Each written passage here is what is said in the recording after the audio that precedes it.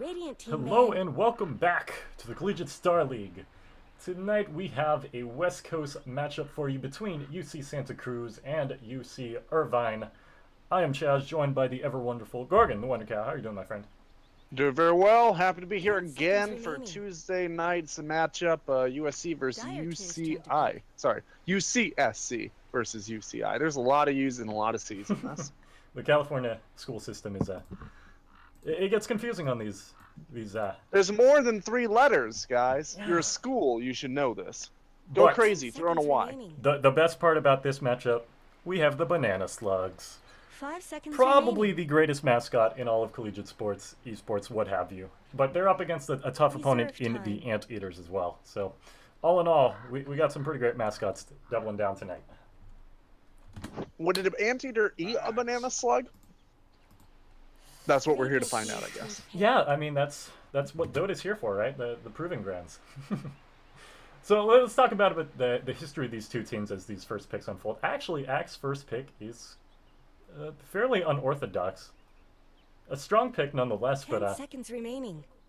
definitely not something we've seen too often, at least myself 5 personally. seconds remaining. Yeah, he's really, really popular at some levels of competitive play, but you don't see him a whole lot at most levels of play. He's like a top 15 most picked hero for the highest levels. We're talking 5k MMR plus. And he doesn't fare too well in terms of win rate at very high win levels, very high skill levels in pubs, but partially that is because of a lack of teamwork in pubs. And since presumably we would expect more teamwork from these teams than your average pub team, it's very possible that the axe is going to be played a little bit more like you'd see in a pro game 5 seconds remaining. rather than what you'd see in a high level pub game. Gotcha, and indeed we've seen a Reserve good time. chunk of Axe in CSL so far. In fact, the last match that me and Llama covered was the Cornell and Drexel game. In Game 2, they picked up the Axe, ran it off lane, and it was on top of the net worth charts for quite a while. The Axe handily won the off lane against the Faceless Void. So it's a strong pick and getting picked up in the first phase here. Surprised to me, however, it's still a solid pick. UC Irvine is going to respond with the Faceless Void Witch Doctor. This 10 is seconds probably remaining. one of the oldest ultimate combining combos in the history of Dota, I would argue. 5 seconds remaining. Death Ward and Chronosphere together is just match made in heaven. And if the Witch Doctor can manage to Reserve farm up an time. Aghanims, a good Chronosphere is just a one-team fight. Yeah, this is not necessarily really that powerful into an axe, who's an extremely high armor hero, and also as you right click him in the chronosphere, he can still team ban. get the counter helixes. But it is a huge deterrent, right? Radiant team's turn to ban. For UCSC, they're not going to want to draft a whole ton of stand and fight heroes because that chronosphere's ability to just interrupt the flow of that fight and ostensibly just wipe one of them off the face of the map in the middle of that fight 10 without seconds any remaining. contest makes it more difficult to execute that. So we're probably looking at a 5 more seconds gank and remaining. push style strategy, or maybe gank and farm style strategy coming out of UCSC. UCI Reserve time. likely going to double down into a 4 protect 1 if I had to guess. And that's a great point. I mean, Faceless Void onto the Axe is not really the ideal target you want to be hitting in there. High armor, you're going to be eating a lot of damage yourself as the Void due to the spins. So expect to see a good Dire chunk team's of turn range to damage ban. coming out from UC Irvine, possibly a Marana, things of that nature. But however, just to touch a bit on the history of these teams, UC Santa Cruz is off to a good start. They are currently 2-0 this season. Last year they had two teams in Division 2, both of which ended the spring season Radiant 6-1 team's and turn to 5-2. So two very good teams. I take it that those two teams combined to prove this new and improved D1 roster. On the side of UC Irvine, they are currently sitting at 1-1, bouncing back last week against UC San Diego, picking up a win. And a close loss to UC Davis in the first 10 week, seconds which remaining. I believe me and you covered, and that's up on the CSL YouTube channel. Be sure to 5 check that seconds game out as remaining. well. And UC Irvine has just been making waves in the collegiate esports scene due to their large focus Dire on team's collegiate turn to esports pick. and actually committing resources to that, which it's great to see, and it's great to see them field a Dota 2 team. This is a really interesting pick ban. I'm kind of guessing that maybe these teams scrim each other and may know each other a little bit better than 10 our seconds remaining. average matchups do. And it's interesting to me that the Sand 5 King is a seconds ban remaining. out for UCSC, even though there's a Faceless Void in, because Faceless Void has been somewhat more Reserve commonly time. run in the carry lane these days, but he is still primarily an Radiant off team's turn to laner. pick. Sand King these days is also primarily an off laner, so maybe UCSC has a pretty good read that UCI will be running that Void in the safe lane as a farming core rather than in the off lane, because they did go through the trouble of banning an off laner, and now a Timbersaw comes out, 10 which could seconds run mid, but remaining. more often, once again, is running that off lane. And I definitely do want to 5 touch on the seconds fact that these remaining. are two UC schools, and the UC schools are, I would argue, a fairly close-knit community. I personally am at UCSD, Reserve time. and we do have scrim opportunities with all the teams up the coastline. So it's definitely a possibility that there's some scrim knowledge within these pick bands. I would be more inclined to say that it's a comfort pick, kind of, this is what we're planning on doing, or as you mentioned, a good read by Santa Cruz. But definitely don't write out the scrim knowledge, because the UC system does lead to a lot of cohesion between schools. Yeah, it just that you don't normally just read that your opponents are going to farming the Faceless Void, right? That comes out of a sense of awareness. The Disruptor is a really good pick into the Timbersaw. A decently good pick into Witch Doctor. You've got two ways to cancel out the Witch Doctor's ultimate. Neither Witch Doctor nor Ogre Magi are particularly 10 seconds adept at remaining. dealing with the Kinetic Field Static Storm combo as support. 5 seconds So I remaining. think the Disruptor here is actually a really, really solid pick all the way around. Oh, I do want to point out, Reserve in time. their match against UC San Diego last week, they did run the one position Faceless Void. Yeah. So Okay, this is well, public there you knowledge, and yeah. So, good prep by them, and Radiant Morphling will team's be turn to the ban. pick out of Akuna Marana, another great name. I do want to pick your mind for a bit here, Gorgon. Disruptor. I was under the impression that Kunkka was kind of just a slightly better Disruptor. Is there a reason they're picking Disruptor here over 10 the seconds availability remaining. of Kunkka? So Kunkka's not quite as good into the Timbersaw 5 seconds because he doesn't remaining. have that silence, right? Static Storm, you can use X marks the spot to bring a Timbersaw Reserve back, and if time. you torrent the ship your combo exactly right, if you spend everything you have, if you have the mana for it, you can hold a Timbersaw still. But Disruptor is going to be able to hold him still in a way that he doesn't need to execute everything exactly right. There's less room for error, and he's able to control an AoE much better. Moreover, Kunkka really works much better if you have a lot of in-your-face style team fight heroes, because one of the major benefits to the Kunkka is the Rum. Coming out of his ultimate, which reduces the impact of that damage for a delayed period, right? So if you have a lot of heroes that are going to be taking a lot of damage in fights, if you have more of a team fight oriented strategy, then the Kunkka is going to be a really solid pickup. He also goes into the late game a little bit better than a Disruptor. However, if you're trying to create space for somebody, if you're trying to do smaller skirmishes, the Disruptor provides you a lot more lane presence. The Disruptor provides you a lot safer of an answer to the Timbersaw. And he also provides you a better 10 ability seconds remaining. to siege onto towers because of the threat of that glimpse 5 back to seconds anybody remaining. who TPs in. So he does provide some things that the Kunkka just simply can't. Reserve time. That is a good point. I hadn't really considered Dire team's turn to the pick. value of silence, and to the credit of Rum as well, Rum wouldn't really work exceptionally well with the lineup of Right. It'd work well on Axe. Yeah. But that's about it. And moreover, right, a silence is 10 not just seconds looking at the remaining. Timbersaw, but dropping that silence onto where the Witch Doctor 5 is seconds going to stop remaining. him. If he's cast his ult, it will interrupt it. But more importantly, if he hasn't cast his ult, it will prevent him from Reserve casting it time. long enough for you to kill him. If you drop a ship on top of the Witch Doctor, it will stun him for a moment, and then he'll cast his ult, and you don't have a way to interrupt him anymore, right? Assuming that you've already used your torrent. Right. So the Disruptor just gives you a lot more control into channeling casters in general. Final picks coming out from both teams here. Looks like both teams are looking for a mid. I'm kind of looking at a Tinker for the side of UCI. I know that is a pick they're comfortable with. Yeah, UCSC read that and actually banned that out in the first ban, second Oh, phase. my But I lord. was thinking the same thing, which is the only reason why I caught it. Blind as a bat. Thanks, Gorgon. You know, it happens to do the best of us. Taking a look at what these two teams have available and what they're potentially thinking about, right? We've already got, I think, an Invoker ban as well, right? So there is still a PA in the pool. PA might be decent for UCSC to roll into.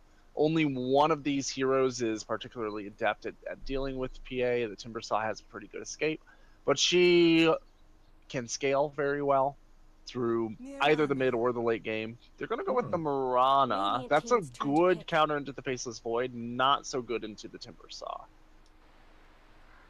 Potentially too, UCI rather may have wanted that. I do like picking Marana alongside the Void and the Ogre, for that matter, reliable stun. 10 seconds remaining. But Yeah.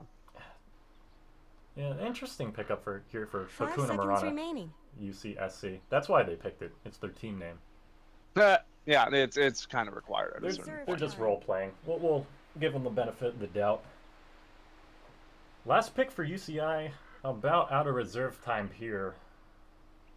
Man, I was so sold on that Tinker pick too. I was talking myself up in my head, and 10 then it's just seconds banned. remaining. They may want to consider. Oh no, OD's already banned. Death Prophet. Death Okay. Prophet. Death Prophet's an interesting pick because she's not very popular right now, but she does provide really the one thing that UCI lacked was push. They don't Let's pause. really I'll have a share hero with that that. benefits tremendously from Ogre Magi, though, right? Like that increased move and attack speed helps the Void in a Chronosphere. And I guess he is their farming core, so you do want him to be able to attack quickly. But Mhm. normally, I don't know. Normally, if you have an Ogre Magi, you end up drafting siege heroes that siege by right click, not by ability, Mhm. so that the Ogre Magi can make them that much better siegers. And we aren't really seeing that in this case. Really, the Ogre Magi seems strictly a combo killer style of hero. Alrighty, and yes, obligatory pause. Thank you very much, UCI, for letting us break into this game. Disconnects already. So why don't you break down UCI first, Corey? All right, well, as we are looking at UCI, we've got Saint and Dance calling some friends on the Death Prophet. Carry JS is doing that voodoo he do so well on the Witch Doctor. Bai is zipping by on the Ogre Magi. Trash is throwing out chains on the Timbersaw. And Miracle, I think it's Miracle, is the Tachyon Master Faceless Void. And on the side of UC Santa Cruz, the Banana Slugs, we have KJJ on the Marana, Proud on the Morphling, It's a Trap on the Axe, Force of Nurture on the Disruptor, and rounding it out is Spackle on the Lion. Here we go. All right. Quick. I like the TP out Yep. here from Trash, just getting out, getting ready to put down that ward.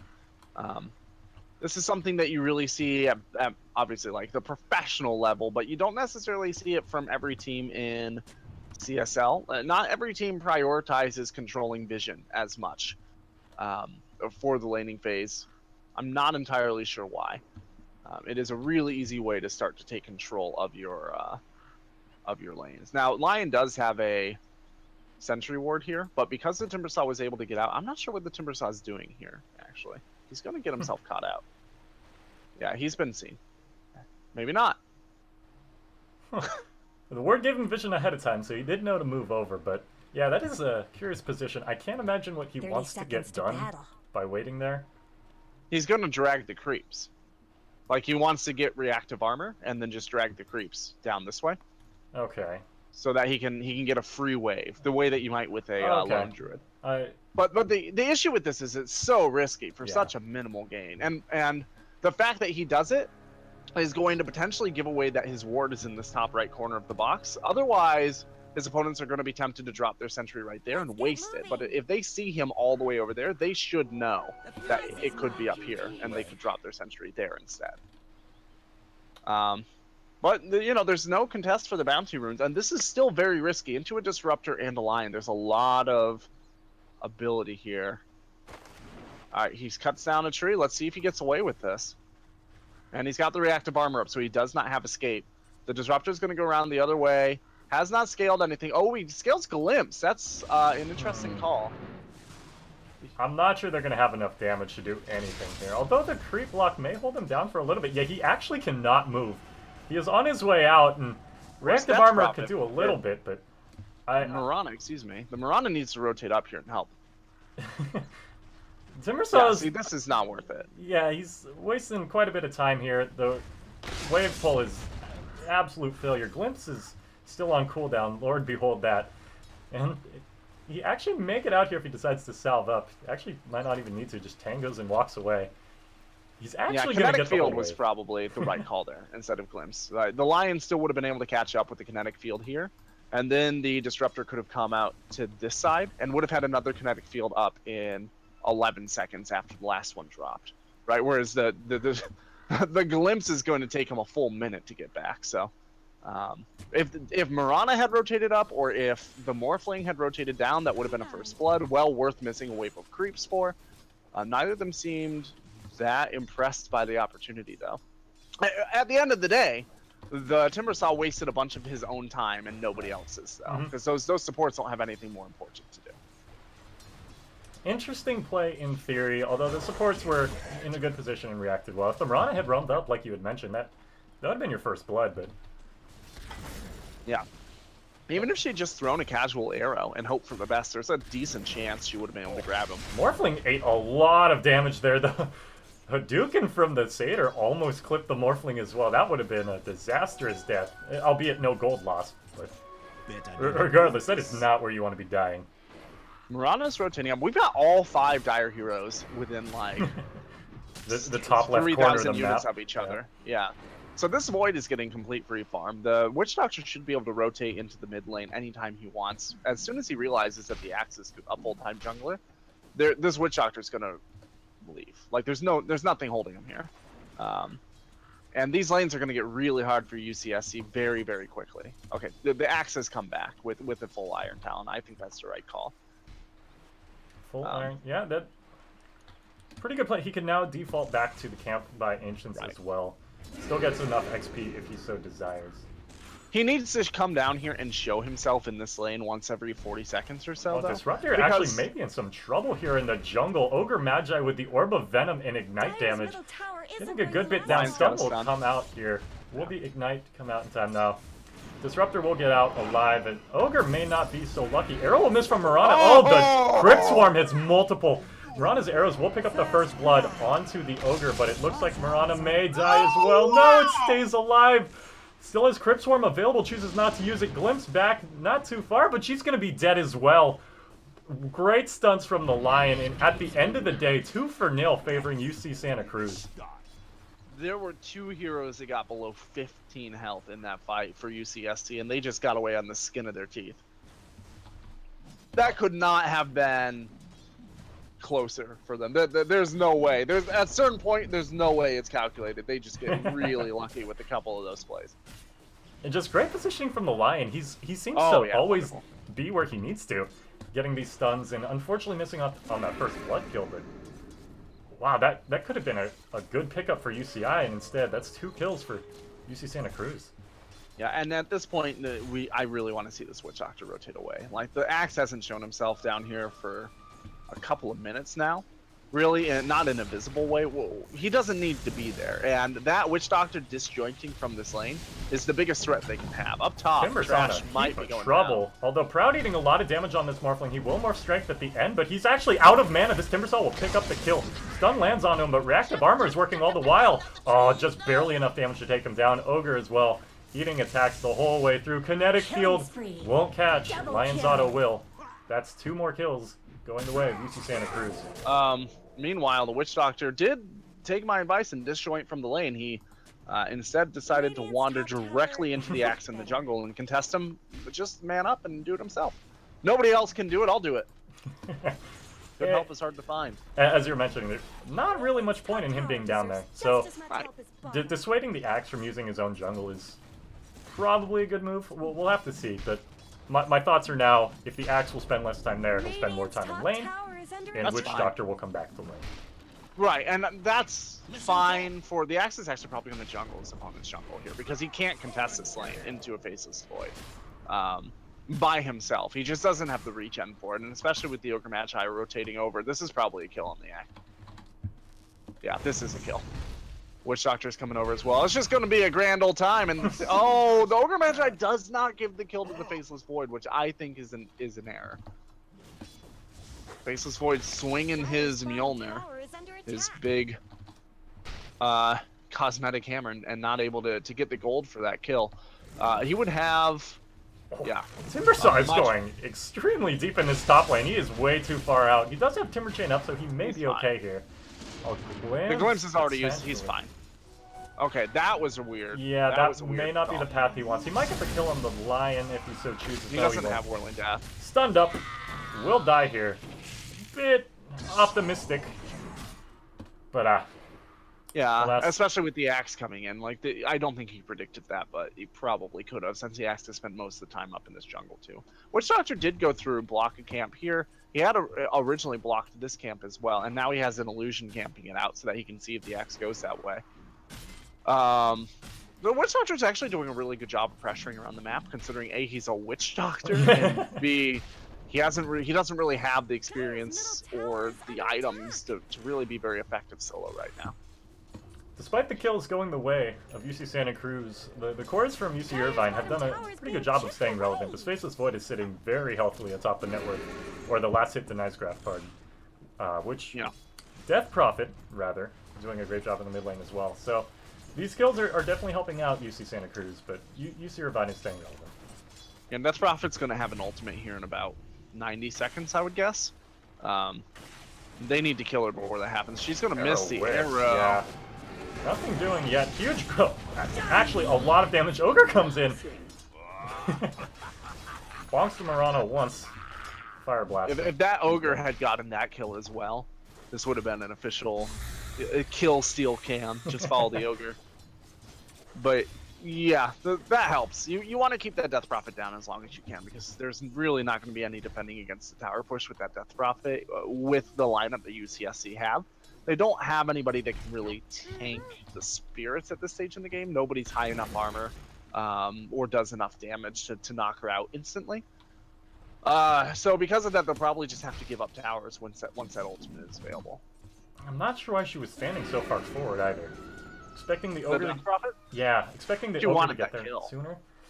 Yeah, she just wanted that kill. I don't think she expected the Lion to rotate out. I thought she saw the Disruptor as well, though. That would probably be my telltale sign, but... Yeah, maybe she just thought it was the Disruptor, and if you killed the Mirana, the Disruptor probably doesn't follow up that kill, right?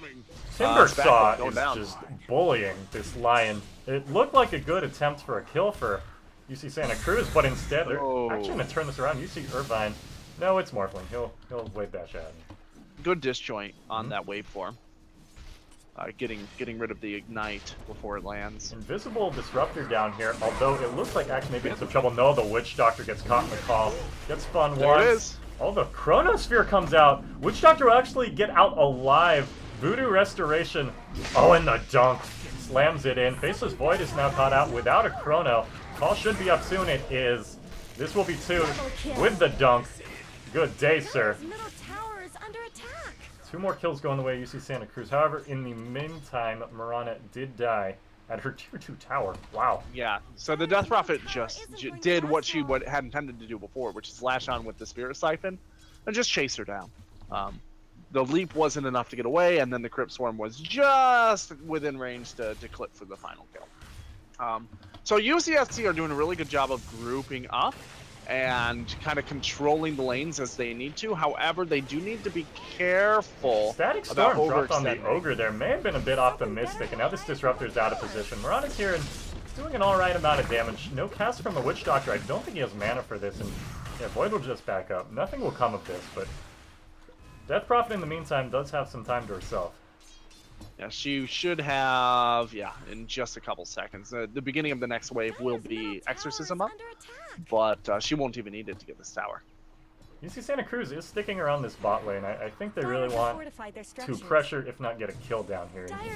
Axe is going to dissuade this Witch Doctor from hanging out any further.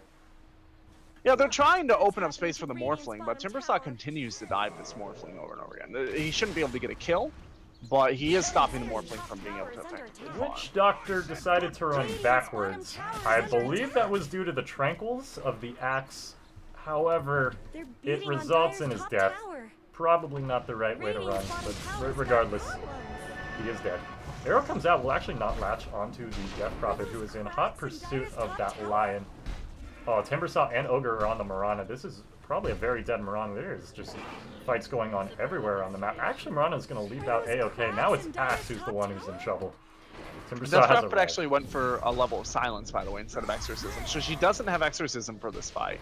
Oh, the bash from Faceless Void shuts down that TP cold in its tracks, and with the Ogre and Witch Doctor coming, probably the right decision, just a bit unlucky there. They're gonna go on this Disruptor who is way too far forward. Double kill. Yeah, I'm not sure what he was doing there. Oh, what's the possible goal? You know that there are 5 heroes down in this lane. Timbersaw is going to try to bully this Mirana as much as he can. There's not a lot of tree action available in the mid lane though, so he doesn't really have the maneuverability that he's had elsewhere on the map.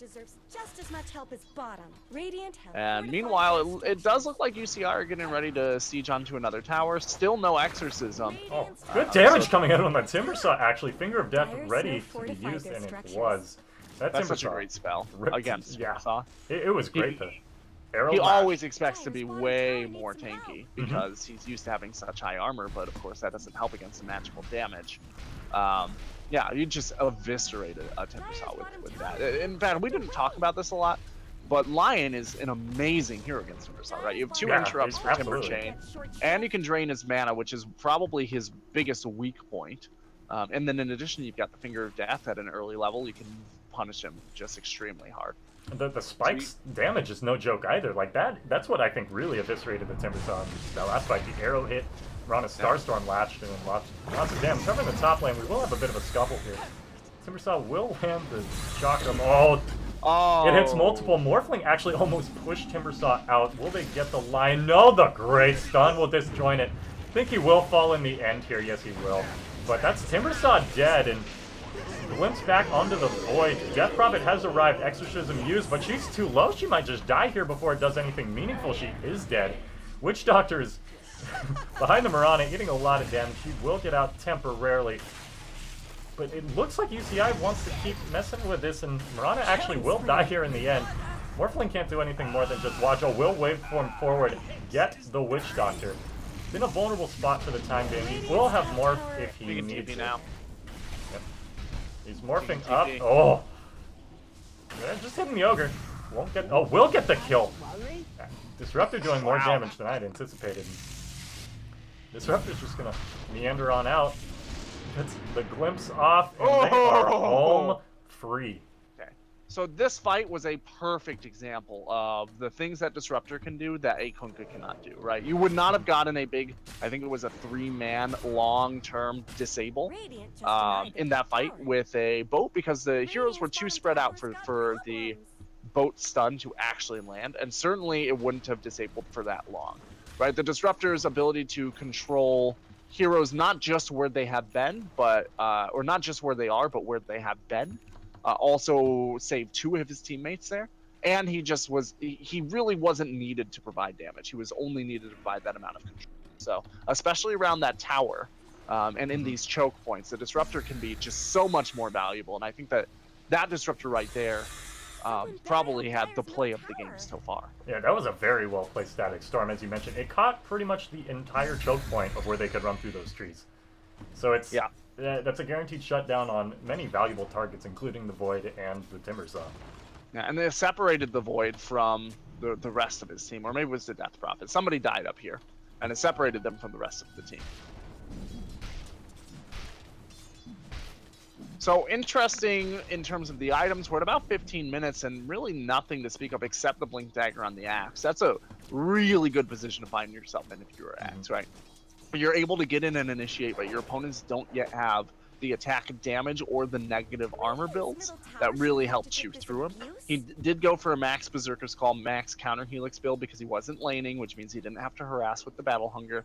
And that just means that the UCI do not really have any way to punish him. Like, they don't have, other than the Exorcism, there really isn't anything available that's going to chew through him in a gank situation. In a team fight, maybe the Timbersaw has enough mana to chew through him with Chakram and Whirling Death, but Whirling Death is still only level 1. So unless he grabs a tree and the axe, even that's probably not enough to punish him.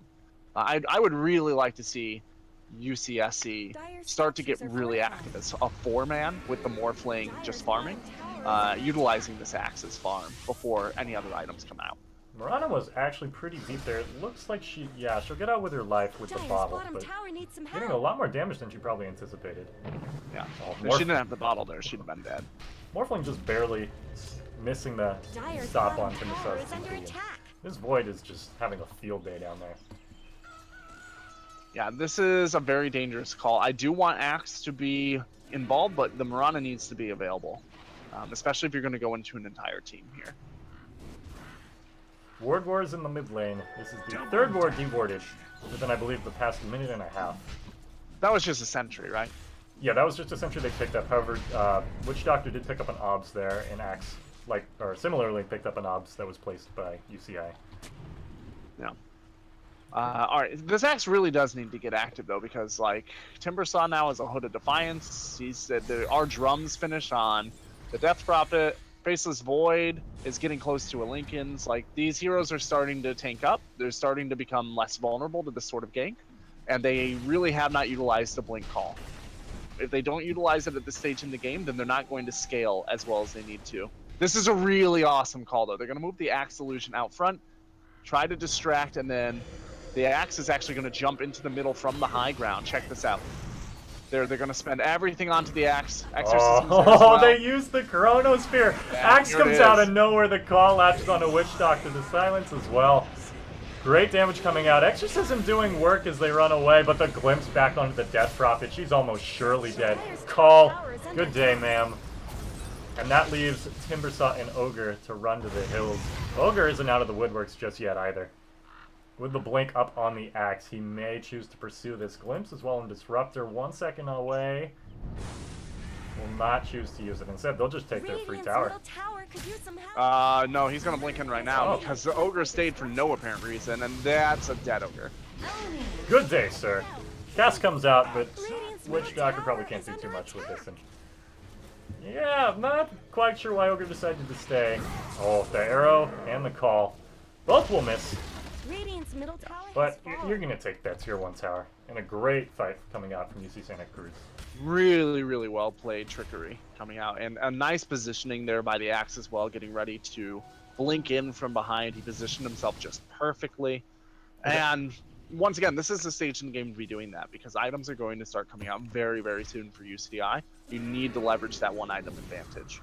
They are only 4,000 net worth up, a little bit more after that tower for UCSC, but when they started that fight, they were only about 1,000 up. But that 1,000 was largely an entire completed item, right? It doesn't matter if you're only 1 gold up if your opponents are 1 gold before their first item. You have to move in increments. All in all, I'm still thinking about the positioning of the Axe there and just how well coordinated that play was, because as you were mentioning, the key to that fight really was the Axe, and ensuring that he was able to utilize the Blink Dagger and set the tempo for the team fight. And they did just that. As soon as Chronosphere was burned, that was a giant green light for that Axe to just go for it, and he delivered. So this Morphling now has a Lincoln's up off of that fight, even though his laning stage he was completely zoned out, or much more zoned out than the Faceless Void. Even after that, the Void is still up on net worth over the Morphling, but arguably the Morphling in a better position, just having gotten a Lincoln's up a little bit faster, really contributing a lot more into these fights. He's 3-1 and 8. The Faceless Void has not really been able to contribute nearly as much. 3-2 and 3. Granted, he did have that one really good Chronosphere, but it got turned around on him thanks to the Disruptor. Here comes the smoke out of UCSC. This is just another in a long line of good calls.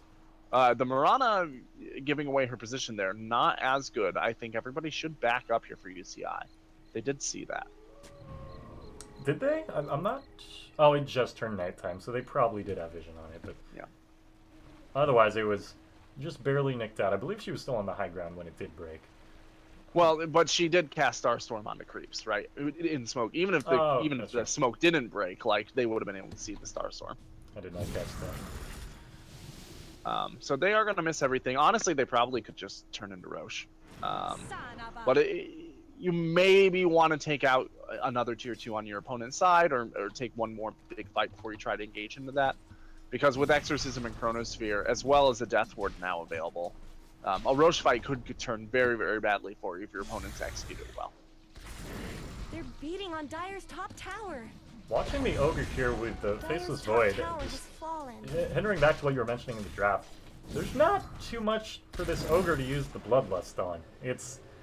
You're going to have almost assuredly 100% uptime on the Void just due to the nature of Void wailing on people. But other than that, there's not really a prime target. I guess movement speed's nice on Death Prophet, but... Yeah. I mean, it's not a useless skill, right.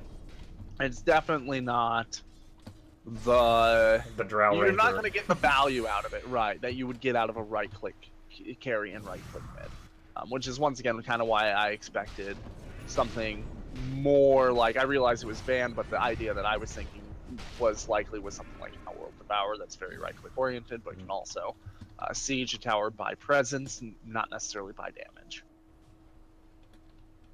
Both teams choosing to step back a bit, farm up, and probably a good decision. Mirana now has Ags in the stash. It looks like that will be flying to her very shortly as soon as Curry gets back to base, I imagine. Mech almost done on the Disruptor as well. That should be a pretty good time for them to go for their next fight. Yeah. Ags now finished on the Mirana with the mech coming out on the Disruptor. Yeah, that would be a real try to find something. They'll once again be one step ahead of their opponents in terms of actionable items, and their net worth advantage now is still only sitting at about 4,000, which is a lot, but it's certainly not that big of a deal if your opponents are 4,000 behind you, but basically caught up in terms of items. So they need to make sure that they're utilizing this differential as early as possible. You see Santa and they're going to do it. Cruz, part 2 of this smoke adventure. Axe leading the way, and as soon as this breaks, I imagine he is going straight towards the tier 2. Actually won't catch out the Timber Saw. Did they smoke underneath the sword, or did they do it farther back? I believe it was very, further very back. close. Yes, I believe it was further back. Would have been envisioned during daytime, I imagine. They can kill this Death Prophet. They can win this fight even under the tower. Oh boy, Time walks into the arrow. He is just blown up. I'm not sure what his plan was there. He Time walks in and Chronospheres, gets all 5 and has no damage. There's nobody there to follow up. Look how far back the Witch Doctor is, right? You need that Death Ward, you need that Exorcism, or the Chronosphere is worthless. Even if he didn't hit the arrow, even if the double Star Storm didn't wreck him, he would have just wasted a Chronosphere, to be honest. But now, there's really no defending this tower. Top tower is under attack. And the Ogre Magi goes in to cast a Bloodlust on the tower, but he's got to be very careful because the Axe can jump in on him at any time. And these towers are just going to fall. The Morphling provides just that extra bit of oomph to get the towers falling, and that's essentially free for the way of UC Santa Cruz. Yeah, and not only was it free, UCI paid them to take that tower. Here's our Void. We'll give you a Void if you take this tower for us. Take it off our hands, we don't want it. It's upkeep, you know? Yeah, exactly. You gotta feed all these creeps as well, that's why we deny them. So, Roshan should be pretty available at this point with everything that's up. Have the Axe sit outside. They've got good vision. Maybe they might want to try to counter ward up here in case there is a ward, but there's not, right? With the Maranis arrow stun, they should be able to take it, and their opponents are going to smoke up and try to find something, but I'm not entirely sure that they're going to be able to. If they do go into Roche, though. Blink Dagger on the Void. Lincoln Sphere, maybe not preventing as much damage as, like, say, the Vlad's Yasha that we've potentially seen, but they are in hot pursuit. He's just going to blink ahead. This is probably a dead Disruptor. No, it's going to Static Storm, Kinetic Field. Now they're going on to the Void. Oh, Winkins was popped by the Finger of Death, but he's dead regardless.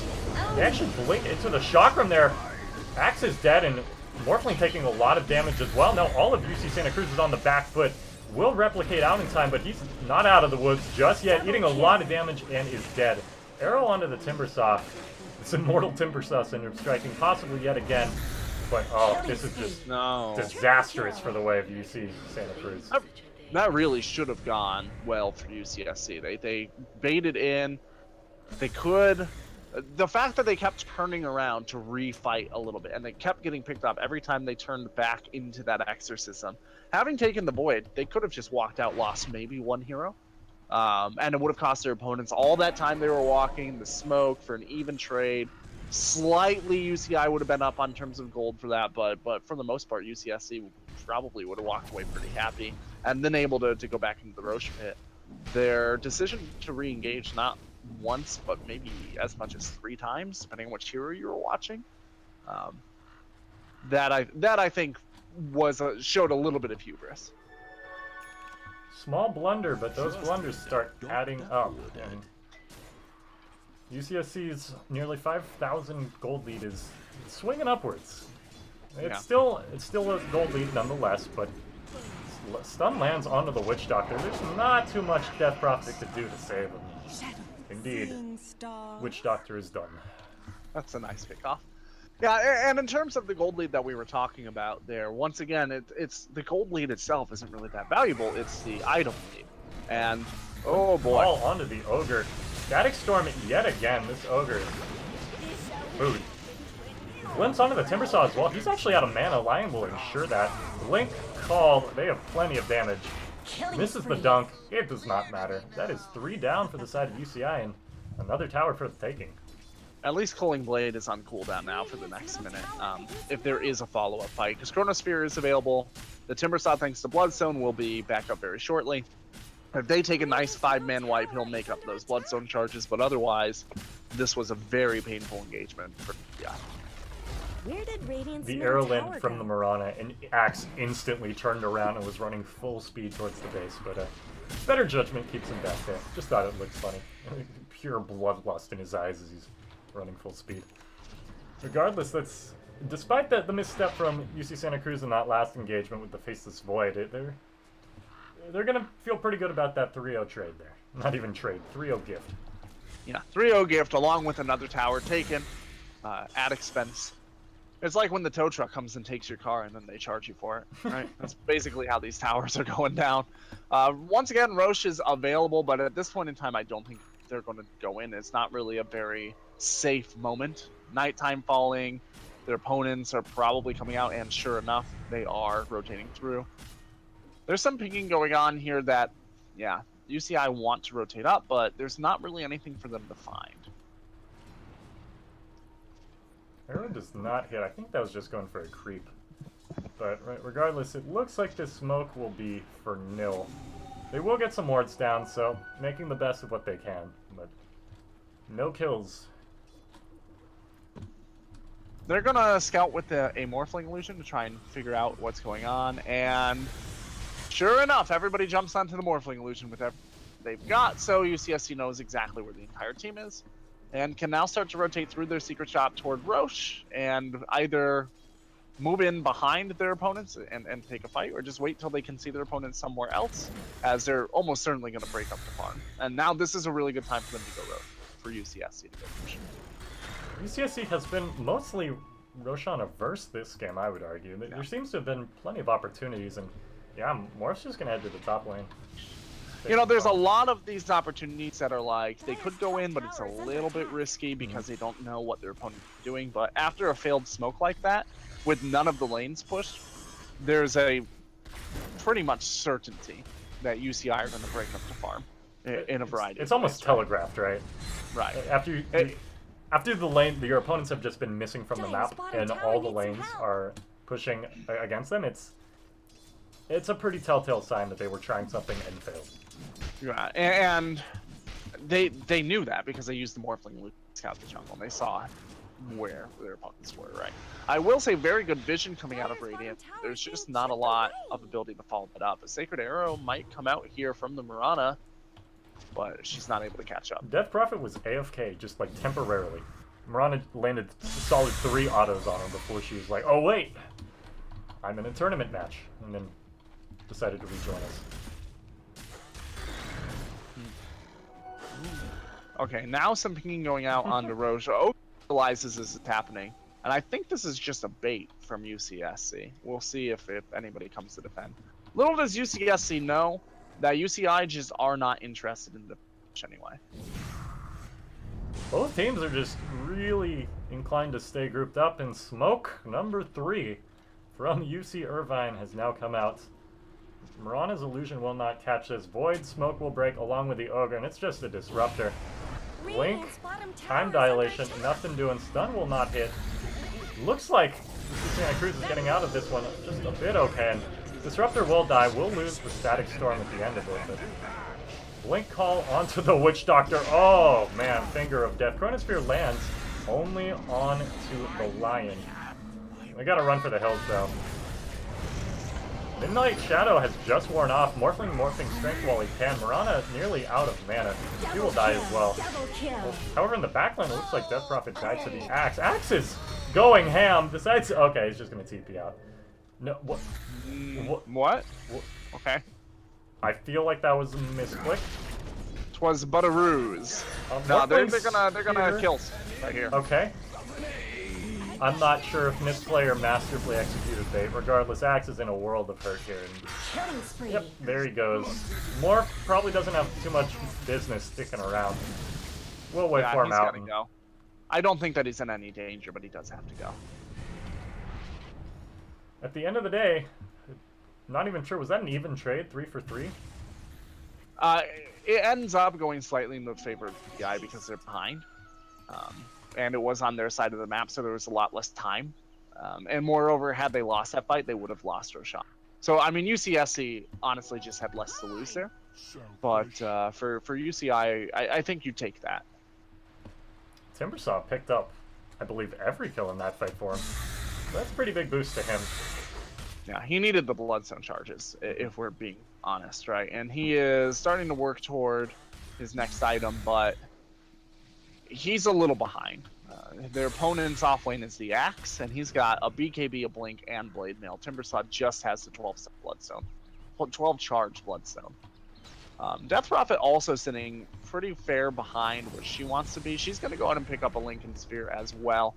The Lincoln Sphere is an interesting choice here because while there is a lot that it will block, that also means there's a lot of expendable spells that they can pop Lincolns with, right? Mm-hmm. You've got the Battle Hunger to pop it with, you've got the Hex to pop it with, you have the Glimpse to pop it with, more importantly, the Thunderstrike, and then it's not going to help against the Static Storm Kinetic Field combo, which is very potent.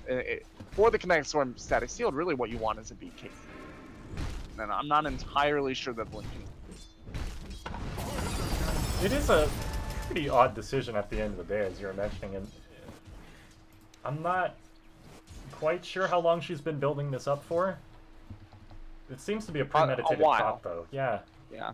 So the one nice thing about the Lincolns is that the Lion cannot pop out of nowhere and just eviscerate you, right? And more importantly, the Morphling can't hit his combo on you without somebody else nearby, because he only has 2 things to break Lincolns: Ethereal Blade and Adaptive Strike. So he cannot just zip out of nowhere, kill you without any help. At the very, very, very least, he needs one ally there with him to pop your Lincoln. So that's a small gain, but since most of these engagements are happening in team fights now, it's not really that big of a gain. You see, Santa Cruz has made a tremendous discovery. That is Roshan. Moved inside, and they do have quite a bit of damage here. This should go down, I believe, before UCI gets it. UCI's not even going over there. They probably know. I have trouble imagining that they don't think UCSC is going into Roche, but they actually do. They don't really have any way to contest. Were those cracks in Dyer's top tower? Arrow comes Scouting out. Arrow. Yeah, whiff through the smoke, and Voids will Saw pop. the DP. Will time dilation and GTFO. I think that spells the end of this little stare down. Yeah, they're going to break up, and I honestly, I think that's a mistake, because now UCSC is going to be able to go right back into Roche. Axe can blink in.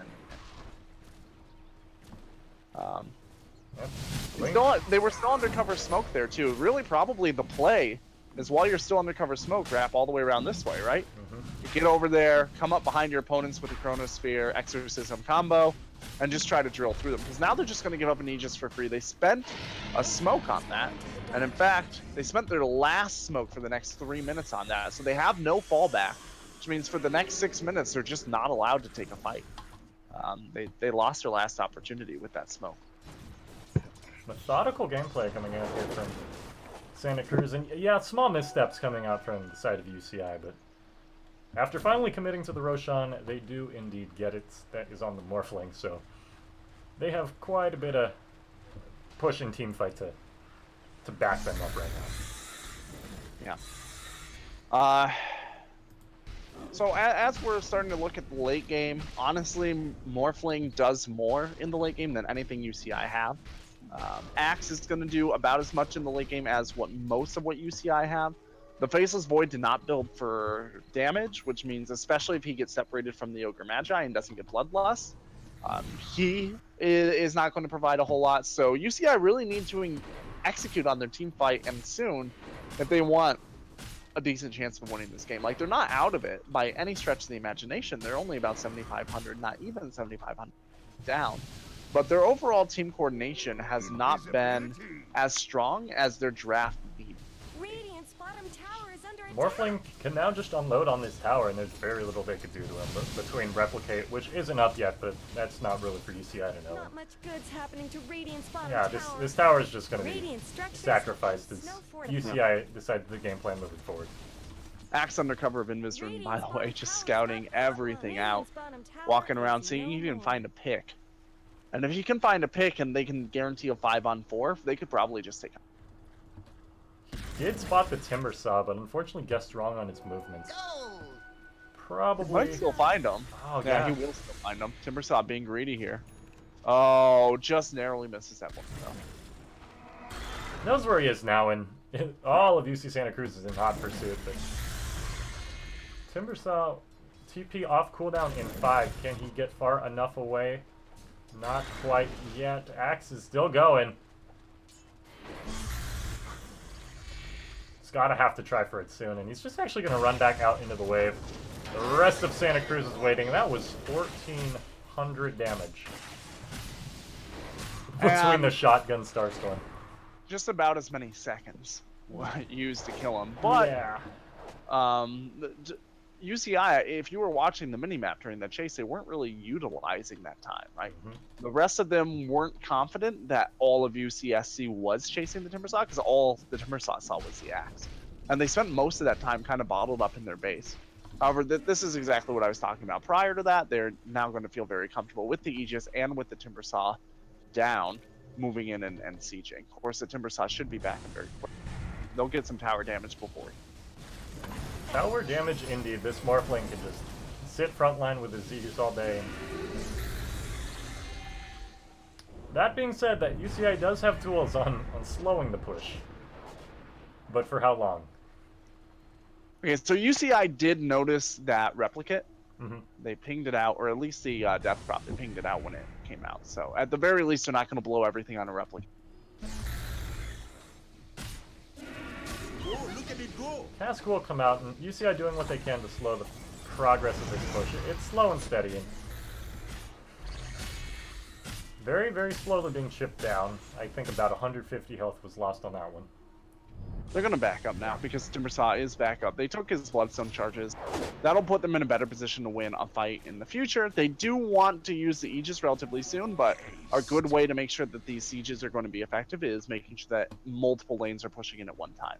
It gives them a lot more options. It makes sieging the high ground do more damage around the base. And it puts a lot more pressure on UCI to take a pitch, right? So when you are sieging high ground, you really want the impetus to be on your opponent to choose a moment to fight, because that is going to force them into making a decision that could ultimately be a bad decision. Whereas if the impetus is on you to siege the high ground, like to force all of your allies onto the high ground, that's a really bad position to be in when you are pushing, as you're moving into the area where your opponent. Disruptor was just standing there, got his pants down, and he just gives up his life for free.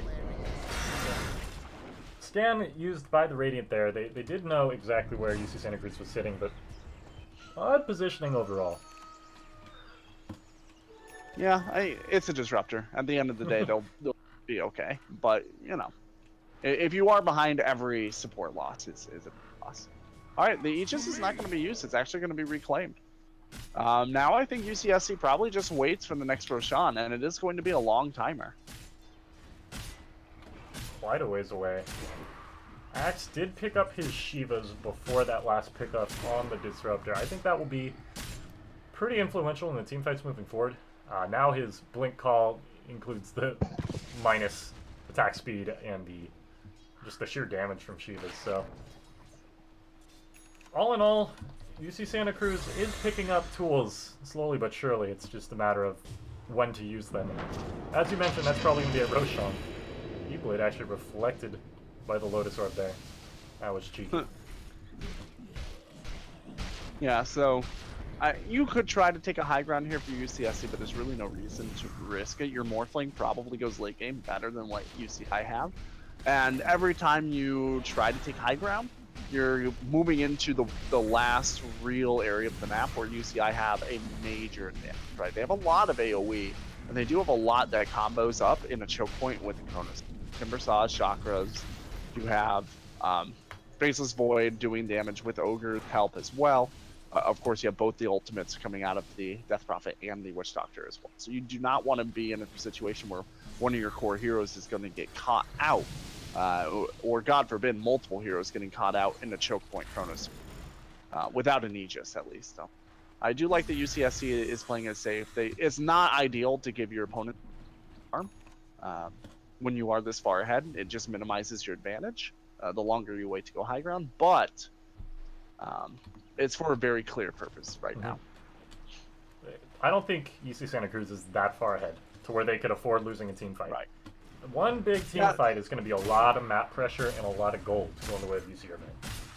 Yeah, and they also just need to make sure that they move around the map. Like, if you can't choke out the map, you probably can't force high ground very effectively. So right now, UCSC are still having a little bit of trouble stopping income from going the way of UCI via the lanes and jungle, but they are doing their best to kind of choke up on this middle lane jungle access and make sure that there's really no gains left for UCI. And that's the right way to play it.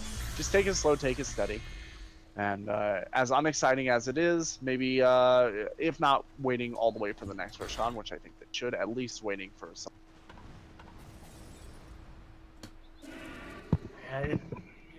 It's an odd predicament. They definitely do want Roshan just for the security of their push. As you're saying, but this Timbersaw is getting his way in this top lane. He's pushed this all the way from his base up to the top tower, and that's a good chunk of change in that Timbersaw's pocket. Yeah, and that's part of the issue, right? They aren't in a position UCSC. They're not really in a position where they can reliably choke the map, or do a smother strategy, where they just hold their opponents in the base until they're ready to take high ground. So UCI are going to be getting resources this time, which is a really nice gain for them. That's not always the case when you're at this stage, but you know, UCSC is still getting more out of the map. Is. Morphling actually spots out the Timbersaw. He should be A-okay, I would imagine, with the Chakram and the TP scroll. However, Morphling just barely cannot get off the adaptive strike. Timbersaw's out of there. Actually missed the kill onto the Mirana in the mid lane. Void picks it up. With Chronosphere being used? Yes. That is actually... That's 70 seconds, no buyback. Yeah, that's actually huge. That's 1,600 gold swing in favor of UC Irvine. This is your chance to take a tier 2.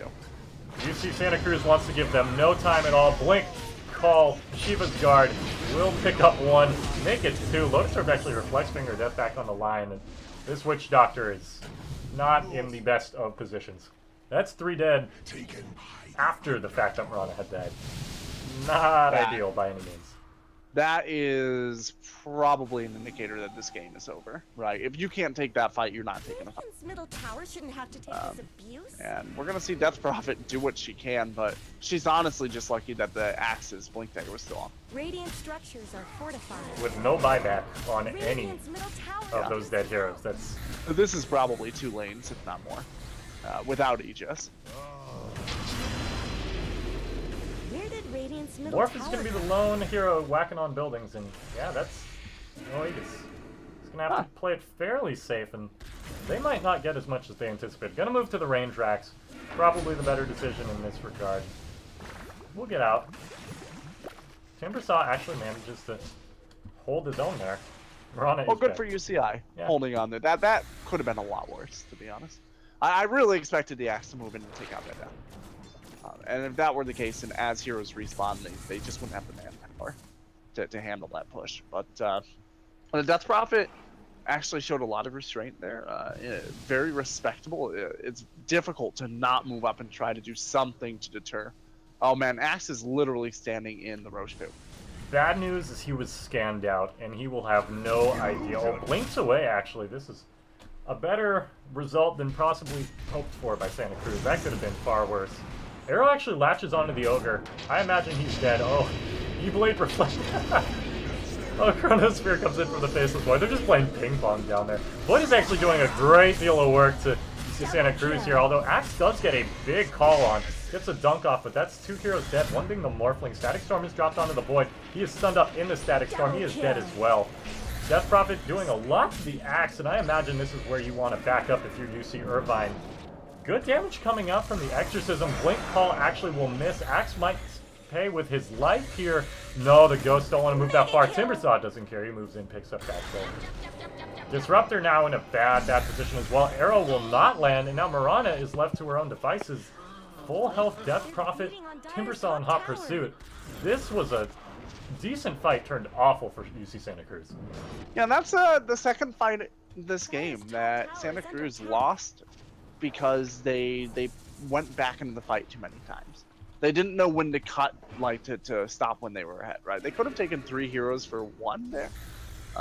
Ended up making it 3 heroes for 2. Ended up making it for 3, for 4, right? They just kept going in and falling down one-handed. When that Exorcism is out, if you can't blow her up immediately, you just gotta back out and reset later on. Leaky bucket. One dies and the rest want to follow. Definitely not a great outcome for UC Santa Cruz. That being said, I did not realize the net worth disparity was this big. Still sitting at a pretty healthy 12,000 in favor of UC Irvine. Yeah, but think about, in terms of items at this stage in the game, 12,000, you're talking about 5 items spread across the team. Maybe 2 of those items are on 1 hero. So if they are able to use the Chronosphere to blow up the Morphling, for example, or probably even the Axe, then the actual net worth advantage suddenly becomes much more even, because the supports don't have a lot of item difference that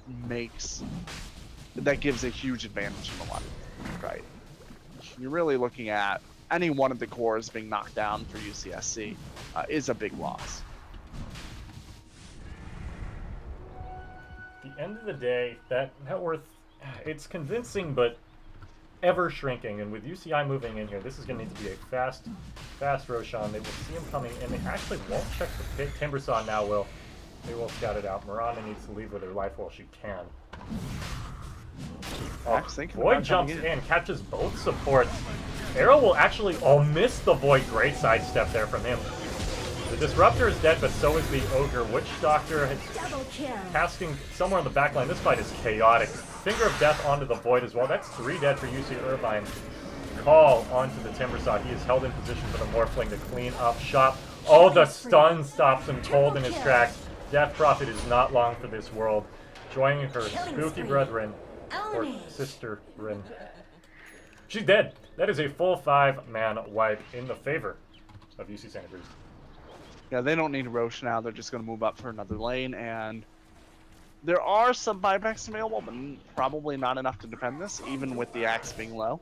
A really nice jump call to initiate that fight from UCSC. Got in the rear and stopped the Death Prophet from being able to use her ultimate, and then also sucked out the Witch Doctor's ultimate onto himself and got in and did enough damage to stop the Witch Doctor as well. So that's 2 heroes he basically took out of the fight by himself, leaving the rest of his team to kind of mop up behind him to the north. Just some really good play from this Axe. He's been of great utility this entire game. Oh, Finger of Death from downtown. Ryan will pick that one up. Eats a bit of it himself. Oh, Crowd actually eating a lot of damage here on the Morphling. They're just going to probably back up the Cask, actually. If it gets a few lucky bounces, may do some harm here. It won't. Arrow actually hit onto the Timbersaw. I didn't even catch that. Call onto the Timbersaw. Axe is just tanky, eating all of that. The racks are just falling in the meantime. Morphling, objective gaming. Looks like he's just, yeah, he's going to hit the racks and back up. Call into the Timbersaw again. They're just going to get out now, I imagine. Chronosphere comes out. That's only on the Lion. That is not ideal. Actually disarms him. If Lion lives, wow. E-Blade, multi-use tool. Morphling, however, pays with his life. Oh, the cast actually bounces to Axe and stops his call. This is just greed from UC Santa Cruz here. They could have got out with their lives, but Axe will fall as well. No buyback on him, actually. At the end of the day, it's 2 racks. A Roche, but they lost 2 lanes of racks there, and they don't have anybody who's particularly adept at dealing with supers in 1 lane, let alone 2. So yeah, there's going to be an Aegis, and that deny from UCI is going to make their base more defensible, but realistically speaking, UCSC is going to have to lose. Whose courier just died with 6,800? Holy moly. I don't have the courier hotkey set. Let me know if you find That's Radiant. That was Radiant's courier, wasn't it? Hold on. Yeah, that's a big problem. What was on that sucker? 6,800. Let's take a look. It was a full Ags, just about, and a Mystic Staff, and a Vitality Booster. Was that Void Zags? It was... No, it was Timbersaws. Ooh. Oh, is right, yeah. That's actually crippling. This was UCI's one big moment with the Axe down and Morphling. They're still down, in fact, all the while. And it just got... I mean, that's also... That would have been Death Prophets... No, she still would have been an energy booster away. She's very close to Octarine Core, though. No, she has enough gold. Like, that would have been Death Prophet's Octarine Core right now, as well. Just imagine the damage they could have dealt. But instead, they're delayed by 2 minutes now. That's just... Yeah. Pretty drastic mistake here. I'm not sure the long-term impact that's going to have, because this game is pretty handily in favor of UC Santa Cruz, but... Well, if you think if they had those items, right, you're talking an Axe on the Timbersaw, minimally an Axe on the Timbersaw, and an Octarine on the Death Prophet. You have those items now with the Aegis. You could have all in mid right now. They could be trying to take a mid fight with Death Prophet on Octarine, use that backup when that doesn't end up working, but maybe take a tower. If that fight kind of goes their way, then maybe they break this game open. Realistically, it doesn't go their way. They lose a little bit, but they trade out. They trade out the Aegis and a couple heroes, and then the Death Prophet still has her ultimate ready to defend when things start to swing the other way as well. But they would have been in a position to actually take a risk and try to open this game. And now the ball's back in UCSC's court, even though UCI have the Aegis. So it ends up, I mean, it certainly lowers the probability that UCI are going to be able to take a win here by a fairly substantial margin. I feel like that was their one chance kind of to shine almost right. in this game, and it's just squandered. Alas, it'll be up soon, 30 seconds, but this you go is from time like for Santa Cruz to come an back. 8% chance to win to like a 3% chance to win, right? It hurts a lot, but at the end, you know, you didn't have that good of a chance to begin with. But certainly nobody wants their odds to be dropped. Anytime a 6,800 net worth courier dies, that's a big deal. Yeah, that's a problem. That's a 6,800. That's actually bizarre. You'd see the Divine Rapier 62s. You see those pretty often. But a full Ags, Vit Booster, I forget what else you mentioned, but that is precious cargo thrown to the wayside. Jeez. Damage yeah, is the dealt, Mystic though. Staff was on there as well for the Octarine Core. Regardless, the damage is done. We've dwelled on this quite a bit. This is UC Santa Cruz's final outer tower going down. If these racks take any significant amount of damage, this is looking very, very grim for UCI. Not that it's looking particularly good, but things could be worse.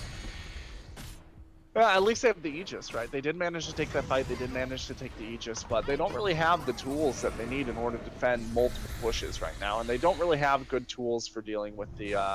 Wow, actually, the Timbersaw went in while Courier dead and bought out an Ags anyway. Or is the Courier back up already? Courier should be back up. I missed something. Okay. Wow, that was a fast 3 minutes. All in all, it's back to UC Santa Cruz suffocating this map. Not only that, the waves are worth less. It's just... this is a here's tough another situation. here's another problem with that courier death. If the courier hadn't died there, then while the shop was available, Death Prophet would have been able to get her Octarine core. But because the courier died there, she didn't have any slots. She couldn't just drop her items on the ground where she was. Mm-hmm. She now can't get an Octarine core, even though she has enough gold for it, because she didn't have anything to buy it. So she does not have an Octarine core right now, even though she has the money and most of the items. They are going to go all out on this axe, and a Static Storm is going to hold this boy dead in his tracks. Aegis is popped. Arrow will actually not hit on the back line. E-Blades are aplenty in this fight. KJJ is picking up the Witch Doctor in the back line. Where is this Mirana? Holy moly, that very deep. Chronosphere finally comes out, latches onto the Mirana and the Morphling. Good damage. Finger of Death lands on the Ogre. He gets slam dunked. Make it 2. That's the Void as well. Running to the hills is your Death Prophet. Timbersaw's actually in the back lane cleaning up supports, but when your whole team's dead, I can't imagine this Timbersaw's going to do too much. And indeed, good game, well played is the call from UCI. Mirana's going to throw her life away for it. That'll do it. Game 1 going the way of Hakuna Mirana. Yeah, very, very, very well executed teamwork, especially through the mid game that got them an advantage. Honestly, just I don't know what could have been done differently once those fights started to break away, other than Hakuna Mirana making some mistakes.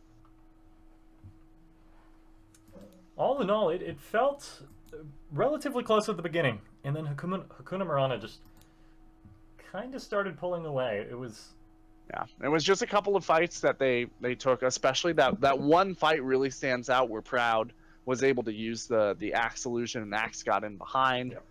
The Axe getting the Blink Dagger just before anybody else had items and being able to utilize it for 2 favorable fights. Those little advantages stack up a lot. And of course, it really didn't help that the Timbersaw dove in, like 6 times in the laning phase? That hurts.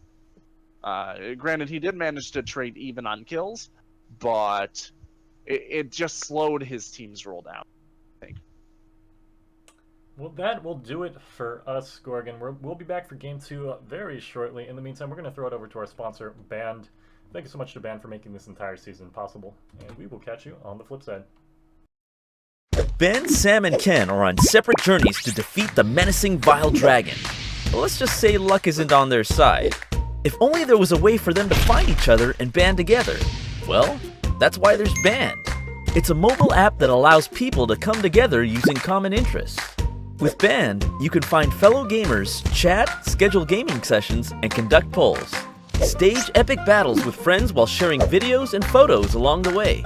So try Band today. Band. Be together. Only $14.99.